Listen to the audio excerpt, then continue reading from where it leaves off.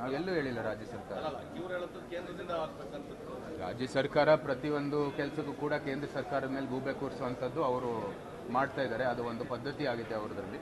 ನಾವು ಹೇಳಿದ್ದೀವಿ, ಇದು ನಾವು ಯಾವುದೇ ರೀತಿ ರಾಜ್ಯ ಸರ್ಕಾರದ ಮೇಲೆ ಯಾವುದೇ ಆರೋಪ ಹಾಕಿಲ್ಲ. ಇದು ನಮ್ಮ ಕೇಂದ್ರ ಸರ್ಕಾರದ ಕೆಲಸ, ನಾವು ಮಾಡ್ತೀವಿ. ನಮ್ಮ ಸಚಿವರಲ್ಲಿ ಸಂಪೂರ್ಣವಾದಂಥ ವಿಶ್ವಾಸ ಇದೆ.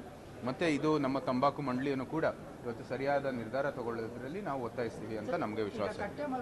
ಈಗಾಗಲೇ ಈ ಏನು ಟ್ಯಾಕ್ಸ್ ಬಂದಿದೆ GSTಯಲ್ಲಿ 40%, ಜೊತೆಗೆ ಇನ್ನೊಂದು ಸೆಸ್ ಬಂದಿದೆ, ಅದನ್ನ ಪುನಃ ಪರಿಶೀಲನೆ ಮಾಡಬೇಕು ಅಂತ ನಾವು ಮಾನ್ಯ ಹಣಕಾಸಿನ ಸಚಿವರಾದಂಥ ಶ್ರೀಮತಿ ನಿರ್ಮಲಾ ಸೀತಾರಾಮನ್ ಅವರಿಗೆ ನಾವು ಬೇಡಿಕೆಯನ್ನು ಕೊಟ್ಟಿದ್ದೀವಿ.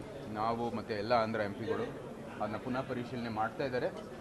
ಮತ್ತು ಅದಕ್ಕೆ ಏನು ಸೂಕ್ತ ಏನು ಪರಿಹಾರ ಕೊಡಬೇಕಾಗಿದೆ ಅದು ಕೊಡ್ತಾರೆ. ಆದರೆ ಒಂದು ತಂಬಾಕು ಒಂದು ಹಾನಿಕಾರಕ ಅಂತ ಒಂದು ಬೆಲೆ ಮತ್ತು ನಂತರ ಅದು ಮಾಡುವಂಥದ್ದೆಲ್ಲ ವಸ್ತುಗಳು ಹಾನಿಕಾರಕ ಅಂತ ಸಮಾಜಕ್ಕೆ ಒಂದು ಸೂಕ್ತವಾದಂಥ ತೆರಿಗೆ ಇರಲೇಬೇಕು.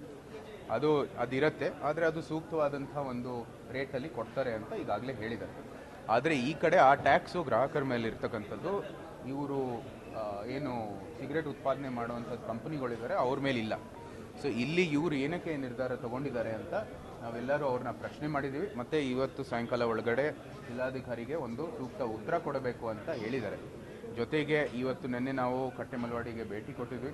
ಅಲ್ಲಿ ರೈತರೆಲ್ಲ ಹೇಳಿದ್ದು 2 ದಿನ ಆದರೂ ನಡೀಲಿ, ಯಾಕಂದರೆ ಇರೋವಂಥದ್ದು ಸ್ಟಾಕ್ ಆದರೂ ಅದರ ಮಾರಾಟ ಆಗಲಿ ಅಂತ. ಈಗಾಗಲೇ ಅವರು ಬೇರೆ ಬೇರೆ ಒಂದು ಅಭಿಪ್ರಾಯಗಳು ಕೊಟ್ಟಿದ್ದಾರೆ. ಅದೆಲ್ಲನೂ ಕೂಡ ಪರಿಶೀಲನೆ ಮಾಡಿ ಸೂಕ್ತ ಒಂದು ನಿರ್ಧಾರ ತಗೊಳ್ಳಿಕ್ಕೆ ನಾವು ಸಿದ್ಧ ಆಗಿದ್ದೀವಿ. ಅದಾದ ನಂತರ ಇವತ್ತು ಪಿಯೂಷ್ ಗೋಯಲ್ ಅವ್ರನ್ನ ಭೇಟಿ ಆಗಬೇಕಾಗಿದೆ.